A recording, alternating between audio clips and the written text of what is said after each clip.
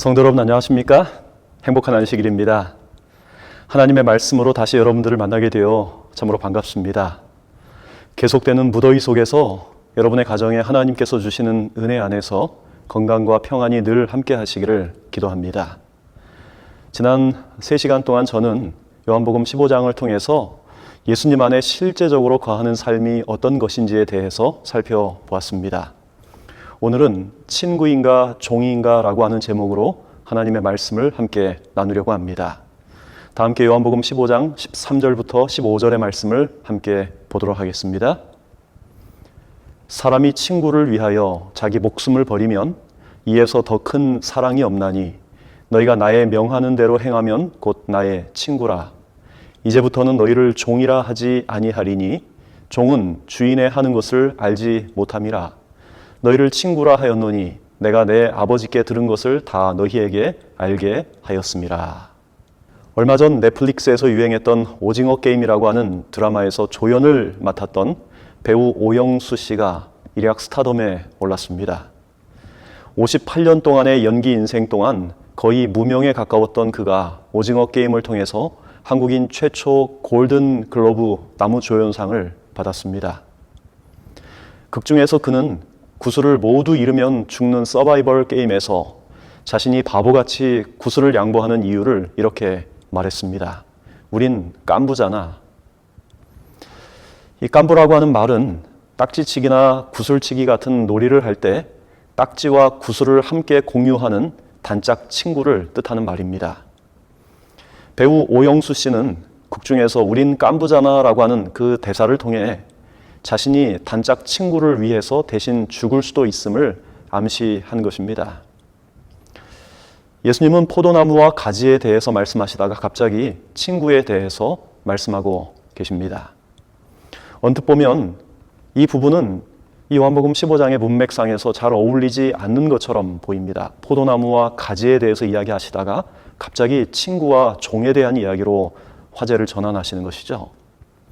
하지만 이 말씀은 포도나무와 가지의 아주 친밀한 관계를 묘사하는 아주 꼭 필요한 말씀이라고 할 수 있습니다. 예수님은 사람이 친구를 위해 자기 목숨을 버리면 이에서 더 큰 사랑이 없나니 너희가 나의 명하는 대로 행하면 나의 친구라라고 말씀하고 계십니다. 여기서 사람이 친구를 위해 자기 목숨을 버리면 이 사람은 예수님의 말씀을 듣고 있던 예수님의 제자들 그리고 혹은 오늘 말씀을 읽고 듣는 우리를 가리킵니다. 그리고 친구는 바로 예수님을 가리키는 것입니다. 즉 이 말은 너희가 이 친구인 나를 위하여 목숨을 버리면 이보다 더 큰 사랑이 없다라고 하는 그런 말이 문맥의 의미인 것입니다. 그런데 이 말이 예수님은 우리가 그분을 사랑하는 것을 목숨을 버리는 것으로 표현해야 한다라고 하는 그런 말로 하셨을까요? 너희가 나의 명하는 대로 행하면 나의 친구다라고 하는 이 말은 우리가 예수님의 말씀대로 살아야지만 우리를 그분의 친구로 인정해 주시겠다는 그런 말일까요? 실제로 많은 그리스도인들이 은연중에 그런 생각을 갖고 살아갑니다. 그들은 미가서 6장 6절부터 있는 말씀처럼 내가 무엇을 가지고 여호와 앞에 나아가며 높으신 하나님께 경배할까? 내가 번제물 1년 된 송아지를 가지고 그 앞에 나아갈까? 내 허물을 위하여 내 맏아들을, 내 영혼의 죄를 위하여 내 몸에 열매를 드릴까라고 생각을 하는 것입니다. 예수님을 믿은 지 오래된 사람들도 그리고 믿음과 신앙이 좋다고 말하는 사람들도 그들이 교회에서 헌금을 열심히 하고 봉사생활을 열심히 하고 또 어려운 이웃들을 많이 구제하면 왠지 어깨가 으쓱해집니다. 여러분, 신앙과 미신의 차이가 무엇일까요? 그들이 예배하는 그 열심의 차이일까요? 점쟁이나 무당을 찾아가서 소원을 비는 사람들을 보면 그리스도인들보다도 훨씬 더 경건하게 그들이 신을 찾습니다. 여러분, 그렇다면 신앙과 미신의 차이는 그들이 예배하는 그 대상의 차이일까요? 하나님이나 부처님을 섬기는 사람들이 나무나 바위를 섬기는 사람들을 보면 그렇게 생각할 수도 있을지 모르겠습니다. 그런데 여러분, 우리가 하나님을 믿으면서도 미신처럼 믿는 경우는 없을까요? 사무엘상 4장을 보면 블레셋과 이스라엘 사이에 있었던 전쟁에 대한 기록이 기록되어 있습니다. 이 전쟁에서 이스라엘이 크게 패해서 4,000명의 군사들이 목숨을 잃었습니다. 그런데 백성의 장로들이 함께 모여서 이 패배에 대한 아픔을 함께 나누며 회의를 한 다음에 아주 이상한 결론을 내리죠. 그들은 실로에 안치되어 있었던 법궤를 전쟁터에 가져가자라고 하는 이상한 결론을 내린 것입니다. 하나님의 계명을 순종하지 않으면서 법궤만 있으면 블레셋을 이길 수 있을 거라고 하는 생각에 법궤를 전쟁터에 들고 나갔던 그 당시 이스라엘 지도자의 모습은 신앙일까요? 아니면 미신일까요? 여러분, 신앙과 미신의 차이는 바로 자신의 변화 유무에 있습니다. 그게 무슨 말일까요? 내 마음의 욕망을 채우기 위해서 내가 섬기는 신을 변화시키기 원한다라고 하는 그런 자세를 갖는 것은 다 미신입니다. 내 생활은 변화되지 않는데 내 생활을 만족시키기 위해서 하나님을 끌어내리는 것이죠. 여러분, 아무리 신앙생활에 열심일지라도 하나님을 내 욕망에 맞추기 위해서 그분을 내 수준으로 끌어내릴 때 우리는 하나님을 믿으면서도 동시에 또 하나의 미신, 즉 기독교 미신을 만들어내는 것입니다. 여러분, 참신앙의 본질은 내가 믿는 하나님의 품성을 올바로 아는 것을 통해 내 속 사람이, 내 마음이 변화되는 것입니다. 하나님은 우리가 그분을 사랑하는 것을 반드시 목숨을 버리는 것으로 표현하기를 요구하지 않으십니다.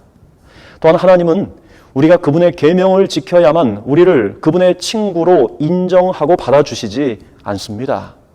여러분, 그것은 사탄이 만들어낸 가짜 믿음이요 모조 믿음입니다.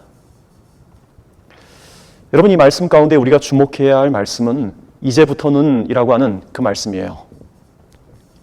여러분, 그 표현은 예수님과 우리들 사이에, 예수님과 제자들 사이에 어떤 뚜렷한 관계의 변화가 생겼다라고 하는 그런 말이에요.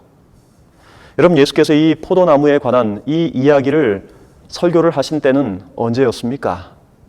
그것은 바로 예수님께서 십자가를 지시기 전날 밤, 즉 최후의 만찬을 마치시고 겟세마네로 가는 그 마지막 여정에서 마지막으로 제자들에게 주신 말씀이 바로 이 포도나무와 가지의 이야기입니다.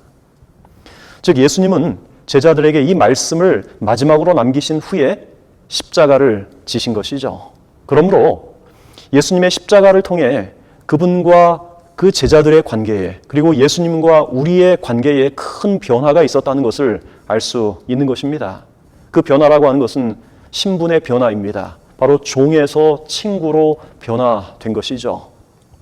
다시 말하면 예수께서 우리를 위하여, 우리의 죄를 위해서 자신의 목숨을 십자가에 버리심으로 우리를 종이 아닌 친구로 삼으신 것입니다. 그래서 이제부터는 너희를 종이 아닌 친구로 불렀다라고 말씀하고 계시는 거예요. 그게 스가랴 13장 6절의 말씀의 의미입니다. 스가랴 13장 6절, 혹이 그에게 묻기를 내 두 팔 사이의 상처는 어찌미냐 하면 대답하기를 이는 나의 친구의 집에서 받은 상처라 하리라. 예수님께서는 그분의 손 사이에 난 그 상처를 친구의 집에서 받은 상처라라고 말씀하고 계시는 것입니다. 이사야는 그 동일한 사실을 내가 너를 내 손바닥에 새겼고 너의 성벽이 항상 내 앞에 있나니라고 말씀하고 있습니다. 여러분, 새하늘과 새 땅이 이 땅에 내려올 때 이 세상에 속한 모든 것들은 다 사라질 것입니다. 그리고 만물은 새롭게 지어질 것입니다. 그런데 이 세상의 흔적 중에 영원히 사라지지 않을 것 한 가지는 바로 예수님의 손과 발에 남은 십자가의 못자국입니다.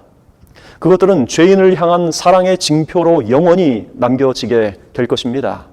초기문집 179쪽에 있는 말씀이에요. 그때 예수께서 십자가의 흔적이 남아있는 당신의 손을 보이실 것이다. 그분은 이 잔혹한 표적을 영원히 지니고 계실 것이다. 그분의 손과 발의 못자국들은 인간을 위한 그분의 놀라운 구속과 그 구속을 위하여 지불한 무한한 값에 대하여 계속 말해 줄 것이다. 여러분, 예수님의 손과 발에 남겨진 그 십자가의 그 자국은 영원히 남겨져서 그것이 우리를 향한 그분의 사랑을 영원히 증거해 주는 것입니다. 그 십자가를 통하여 이제 예수님은 우리를 종이 아닌 친구로 맞아주고 계시는 것이에요. 여러분, 그러면 우리가 예수님의 종이 아니라 친구가 되었다는 그 의미는 무엇일까요? 여기서 종은 예수님 당시 흔히 존재하던 노예들을 가리키는 것입니다. 여러분, 그 당시 종들은 기쁨으로 주인을 섬기지 않았습니다. 그들은 매맞기 싫어서, 그리고 억지로 할 수 없이 그들에게 맡겨진 그 의무를 감당하던 존재가 바로 종이었습니다. 그러므로 이 종의 마음에는 주인을 사랑하는 마음이 없어요. 종은 단순히 의무감과 책임감으로 주인을 섬기는 사람이죠. 그래서 종은 주인을 두려움의 대상으로 생각하는 것입니다. 하지만 친구는 의무감과 어떤 책임감이 아니라 사랑으로 주인과 교제하는 존재이죠. 친구에게 주인은 두려움의 대상이 아니라 오히려 서로 사랑하며 교제하는 대상입니다. 예수님은 말씀하십니다. 이제부터는 너희를 종이라 하지 아니하고 친구라 하였노니.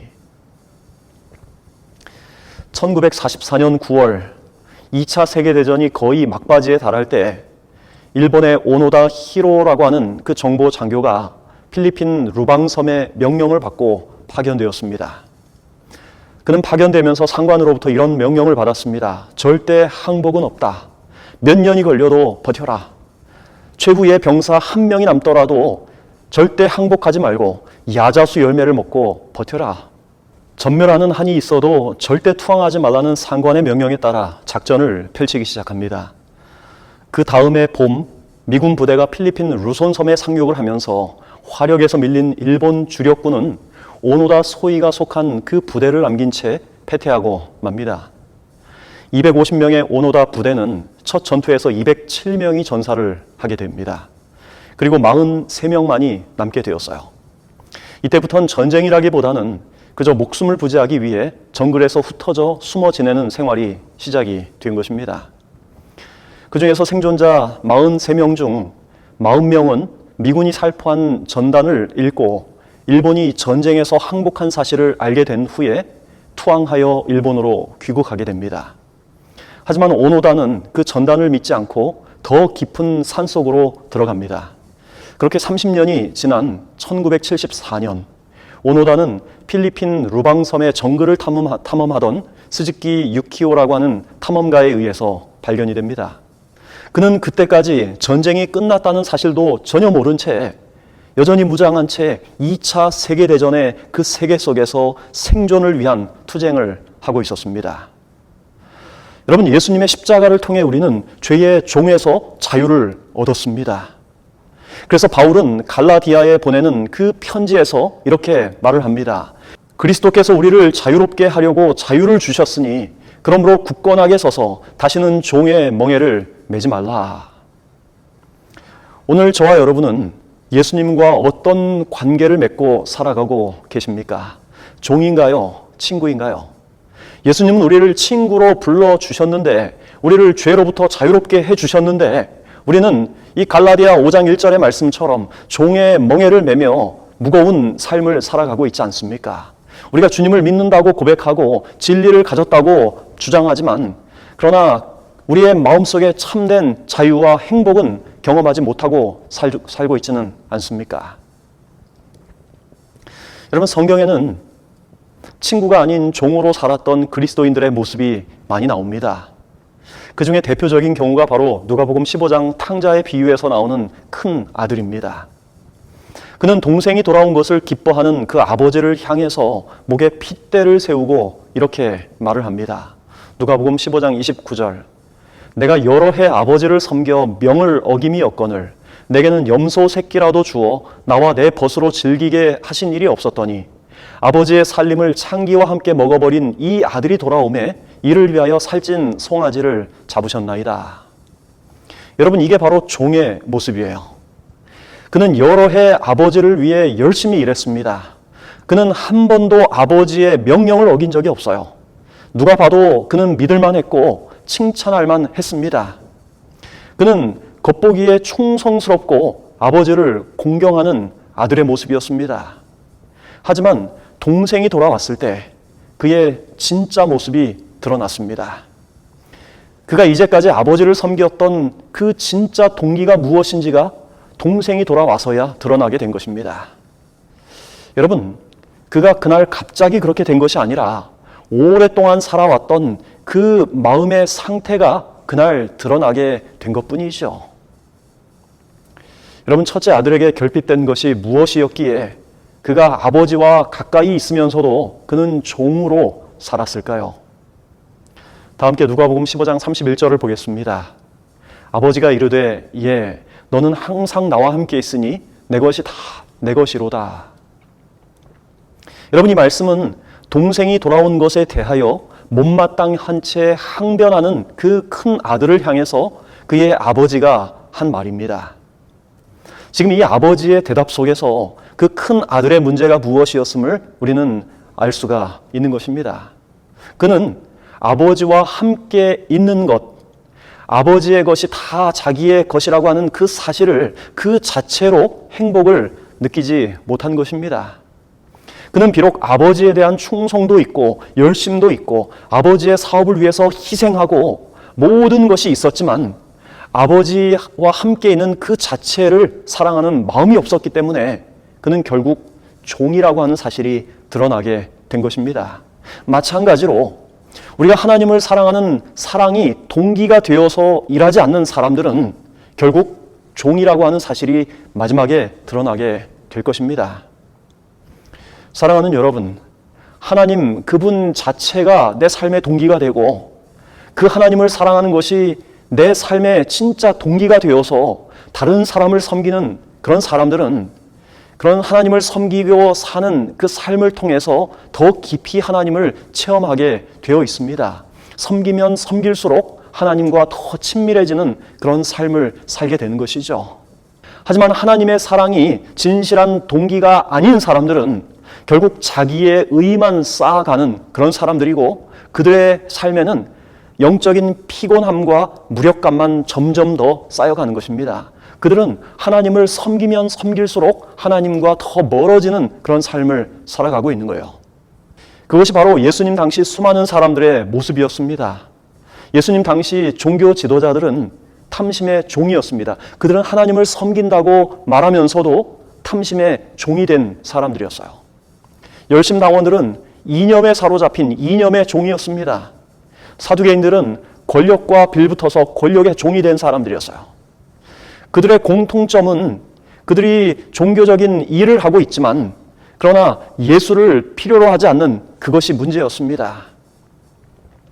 여러분, 예수님은 바리새인들이 기도하는 것을 결코 책망하지 않으셨어요. 예수님은 오히려 그들이 기도하는 동기를 책망하셨습니다. 예수님은 바리새인들이 구제하고 금식하는 것을 책망하지 않으셨습니다. 오히려 그들이 구제하고 금식하는 그 마음속의 동기를 책망하신 것이죠. 여러분, 우리는 하나님을 섬기는 우리의 마음의 동기를 잘 살펴야 합니다. 왜냐하면 하나님을 사랑하는 것이 우리의 삶의 진짜 동기가 되지 않는 그 모든 행위들은 그것이 결국에는 기만이요 외식이기 때문입니다. 여러분, 이런 면에서 예수님께서 친구라고 하는 그 단어를 사용하셨을 때 그 표현을 통해서 말씀하시고자 하는 것은 바로 그분과 생명적인 관계로 맺어지는 마음속의 친밀함을 가리키는 것입니다. 성경 아가서 4장 12절은 이렇게 적고 있습니다. 나의 누이, 나의 신부는 잠근 동산이요 덮은 우물이요 봉한 샘이로구나. 여러분, 이 말씀은 솔로몬 왕이 술람미 여인과 맺었던 관계가 얼마나 친밀한 것인지를 우리에게 묘사하고 있습니다. 여기에 잠그다, 그리고 덮였다, 봉한 샘이다라고 하는 이런 표현들은 솔로몬 왕과 그 술람미 여인이 얼마나 은밀한 사랑의 관계를 갖고 있었는지를 묘사하는 단어들이에요. 여러분, 친밀함이 없는 관계는 그 관계는 지속적일 수가 없습니다. 찬미가 398장에 저 장미꽃 위에 이슬이라고 하는 찬양이 있습니다. 그 가사가 이렇습니다. 저 장미꽃 위에 있을 아직 맺혀 있는 그때에 귀에 은근히 소리 들리니 주님의 음성 분명하다.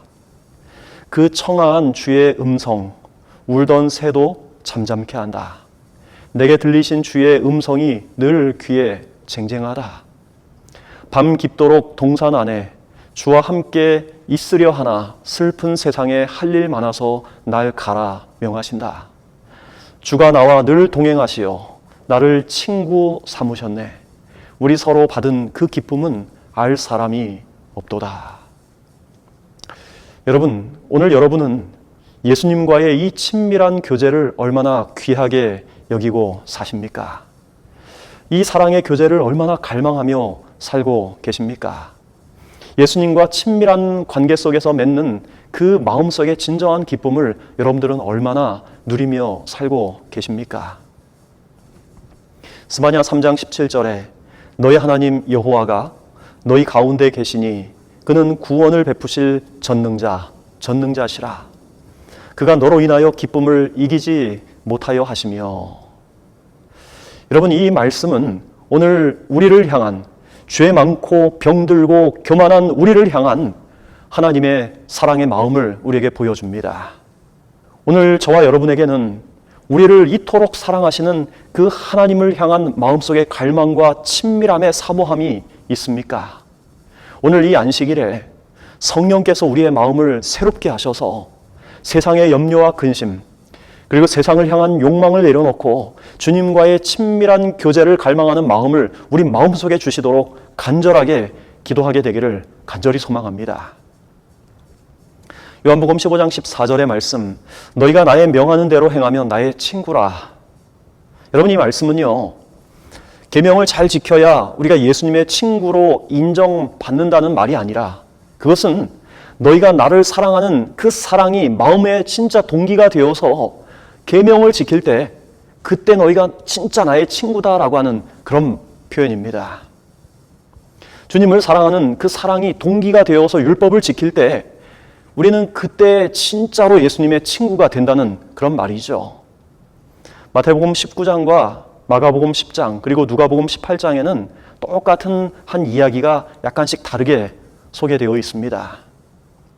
거기에는 예수님을 찾아온 한 관원에 대한 이야기가 소개가 되어 있습니다.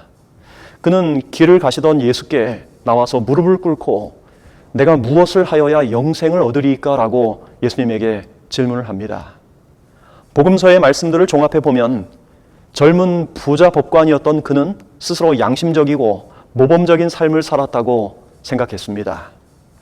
그는 스스로 철저하게 율법을 준수하며 살았다고 고백을 합니다.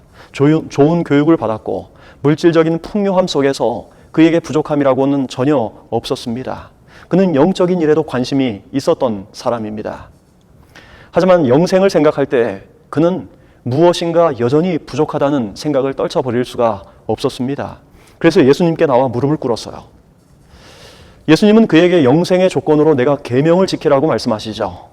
특별히 예수님은 10계명 가운데에서 그 이웃에 대한 의무를 가르치는 오른쪽의 6계명을 말씀하십니다. 살인하지 말라, 간음하지 말라, 도적질하지 말라, 내 부모를 공경하라, 이런 말씀들이죠. 그 예수님의 대답에 이 관원의 태도는 매우 당당했습니다. 내가 이 모든 것을 어려서부터 다 지켰습니다. 아직도 무엇이 부족합니까? 그때 예수께서는 그를 사랑하셔서 너에게 오히려 한 가지 부족한 것이 있다라고 말씀을 하십니다. 그게 무엇이었을까요? 시대소망 519쪽에 있는 말씀입니다. 그에게는 부족한 것이 한 가지밖에 없었지만 그것은 대단히 중요한 요소였다. 그는 심령 속에 하나님의 사랑을 필요로 하였다. 이 부족은 보충되지 않으면 그에게 치명적이 될 것이었는데 이는 그의 온 성질이 부패하게 될 것이기 때문이었다. 그 청년의 마음속에는 하나님에 대한 사랑이 결핍되어 있었습니다. 단지 그것 하나가 부족했을 뿐이지만 그 하나의 부족은 대단히 중요한 결핍이었다는 것이죠. 하나님에 대한 사랑하는 마음이 없이 그가 철저하게 지킨 그 율법은 그의 열심히 있는 종교 생활의 한 기만일 뿐이었습니다. 마태복음 7장 22절부터 있는 말씀에 보면 그날에 많은 사람이 나더러 이르되 주여 주여 우리가 주의 이름으로 선지자 노릇하며 주의 이름으로 귀신을 쫓아내며 주의 이름으로 많은 권능을 행하지 아니하였나이까 하리니 그때 내가 그들에게 밝히 말하되 내가 너희를 도무지 알지 못하니 불법을 행하는 자들아 내게서 떠나가라 하리라 라고 말씀하고 계십니다. 여러분, 오늘 우리가 삶과 섬김의 동기를 성령의 검으로 날카롭게 해부하지 않으면 예수님 오실 때 우리 중 많은 사람들이 이와 같은 통곡을 경험할 수밖에 없을 것입니다. 여러분, 왜 재림교인이 되셨습니까? 여러분은 왜 장로와 집사로 교회를 섬기고 계십니까? 그것이 하나님을 사랑하는 동기 때문인가요? 여러분, 만약에 그게 아니라면 여러분이 어떤 놀라운 역사를 이루어내도 여러분은 종으로 살고 있는 것입니다. 만약에 그게 아니라면 여러분이 어떤 헌신과 봉사를 해도 여러분을 피곤하게 하고 하나님과 점점 멀어지게 하는 종교 생활을 하고 있을 뿐인 것입니다. 여러분, 하나님을 사랑하는 것이 동기가 되어 일하는 사람들은 어떤 일이 성공을 거두어도 그 성공 때문에 교만해지거나 우쭐해 하지 않을 것입니다. 반대로 하나님을 사랑하는 것이 동기가 되어서 일하는 사람들은 어떤 일이 잘 되지 않아도 내 뜻대로 잘 이루어지지 않아도 결코 실망하지 않습니다. 오히려 그것들을 통해서 그 성공과 실패의 경험을 통해서 하나님과 더 가까워질 뿐인 것입니다. 그리고 그것이 그 삶의 가장 큰 기쁨인 것이죠. 그것이 바로 예수님의 삶이었습니다. 오늘 하나님은 여러분과 정말 친밀한 교제를 바라십니다. 사역의 어떤 큰 결과와 성과보다 다른 사람을 위한 구제와 헌신보다 여러분과 개인적인 친밀함을 갖기를 간절히 원하십니다.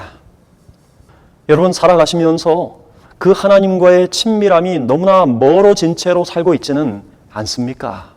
하나님의 임재를 가까이 느끼지 못한 채 매일매일 삶의 그 버거운 업무들을 감당하기 위해서 너무나 분주하게 살고 있지는 않습니까? 시편 18편 26절은 이렇게 말씀하고 계십니다. 깨끗한 자에게는 주의 깨끗하심을 보이시며 사특한 자에게는 주의 거스리심을 보이시리니. 우리 예수님은 마음이 청결한 사람들이 하나님을 볼 것이라고 말씀하셨습니다. 여러분, 야곱을 기억하시죠? 야곱은 하나님을 섬기노라고 그가 고백을 했지만 그러나 하나님의 약속을 기다리지 못한 채 하나님의 뜻을 자기가 좀 이루어 보려고 애를 쓰고 앞서가다가 큰 실패를 하게 됩니다. 그는 아버지와 또 형을 속이고 그래서 그 결과 집을 떠나 타향살이의 삶이 시작이 됩니다. 그리고 베델에 이르러서 그는 그 들판에서 잠이 들게 되지요. 하나님께서는 실수하고 연약한 그에게, 하나님으로부터 멀리 떠난 것 같은 그에게 여전히 가까이 하고 계시는 그분의 그 증거들을 그에게 보여주십니다. 그가 꿈속에 하늘과 땅을 연결하는 그 사닥다리에 그 오르내리는 그 천사들을 보게 되었을 때 그는 잠에서 깨어 이렇게 고백합니다. 여호와께서 과연 여기 계시거늘 내가 알지 못하여도다. 사랑하는 여러분, 하나님께서 여러분 삶 속에 가까이 계시는데도 불구하고 그 가까이 계시는 하나님을 알지 못하고 살고 있지는 않습니까? 죄책감 때문에, 그리고 여러분의 어떤 인생의 성공을 향하여 너무나 빠른 속도로 돌진해 가면서 하나님께서 여러분 삶 속에 아주 가까이 계신 것을 알지 못하고 살지는 않습니까? 오늘 저와 여러분의 마음속에 이 하나님과의 친밀한 교제를 갈망하는 그 정결한 마음을 우리 마음속에 다시 한번 달라고 간구하게 되기를 간절히 바랍니다. 여러분, 성경에서 하나님께서 직접 내 친구라고 말씀하시는 한 사람이 있죠. 바로 아브라함입니다. 하나님께서는 아브라함을 나의 친구, 나의 벗이라고 말씀하셨어요. 그리고 하나님은 그 친구인 아브라함에게 자신의 계획을 미리 공개하셨습니다. 창세기 18장 17절의 말씀입니다. 여호와께서 가라사대 나의 하려는 것을 아브라함에게 숨기겠느냐. 하나님께서 소돔과 고모라 성을 멸하시기로 작정하셨을 때 그분은 그 계획을 아브라함에게 먼저 공개하셨습니다. 그래서 아브라함은 그 하나님과의 친밀함을 통하여 세상을 심판하시는 이가 공의로우시다는 그분의 품성을 더 깊이 알게 되었습니다. 하나님은 지금도 자신의 계획을 공개하십니다. 누구에게 하실까요? 바로 친구에게 하십니다. 그게 요한복음 15장 15절, 너희를 친구라 하였노니 내가 내 아버지께 들은 것을 다 너희에게 알게 하였음이니라 라고 하는 그 말씀의 의미입니다. 하나님은 그분의 친밀한 친구들에게 하나님께로부터 받은 그분의 그 계획을 알게 해주시는 것이에요. 그래서 시편 25편 14절은 여호와의 친밀함이 경외하는 자에게 있으며 그 언약을 저희에게 보이시리로다 라고 말씀하고 계십니다. 만약 여러분이 하나님의 친밀한 친구로서 하늘의 비밀을 알고 살아간다면 여러분의 삶은 지금보다 훨씬 더 풍요로워질 것입니다. 더 많은 것을 얻기 위해 애쓰기보다 더 많이 나누어 주는 것을 기쁨으로 여기게 될 것입니다. 시련을 당할 때 낙망하기보다 내 속에서 성령의 역사를 방해하는 그 무엇을 보려고 노력하게 될 것입니다. 보이지 않는 미래를 두려워하기보다 여전히 나와 함께 하시는 하나님에 대한 감사가 넘쳐나게 될 것입니다. 제가 어렸을 때 많이 불렀던 노래, 나는 내 친구 되신 하나님과 라고 하는 노래가 있습니다. 2절은 이렇죠. 지나간 일들 내게 말씀하며 앞날에 될 일 내가 들을 때 믿을 수 없는 꿈만 같은 사실 믿으니 이 세상이 천국 같네. 나는야 친구 되신 하나님과 영원히 다정하게 지내리. 천지는 모두 없어진다 해도 우린 영원히 지내게 되리. 하나님께서 친구인 우리에게 지나간 일들 말씀하시고 앞날에 될 일을 그분께서 공개해 주실 때 믿을 수 없는 그 놀라운 사실들이 꿈만 같으니 우리는 이 세상을 살아가면서 천국을 살아가게 될 것입니다. 사랑하는 여러분, 이 친밀한 동행이 이 세상에서 시작되어 매일매일 계속되어 결국 영원히 계속되는 것이 그리스도인들의 삶이요 행복입니다. 주님의 음성을 듣는 삶이라는 것은 어떤 특별한 경험이 아닙니다. 그것은 매우 실제적인 경험이에요. 그것은 세미한 소리로 말씀하시는 성령의 음성에 내 삶을 계속적으로 조율하는 삶입니다. 그것은 내 의지와 자아를 하나님께 매일 굴복하는 삶이에요. 그것은 매 순간 성령의 임재를 경험하기 위해서 내 삶을 정결하게 하는 삶의 과정인 것입니다. 내 삶 속에서 하나님의 임재를 가로막는 악한 습관들, 그것들을 뿌리 뽑는 것입니다. 내 힘으로 할 수 없지만 성령께서 도와주시는 그 은혜 안에서 내가 하나님을 선택하는 그 삶이 바로 그리스도의 음성을 듣는 삶입니다.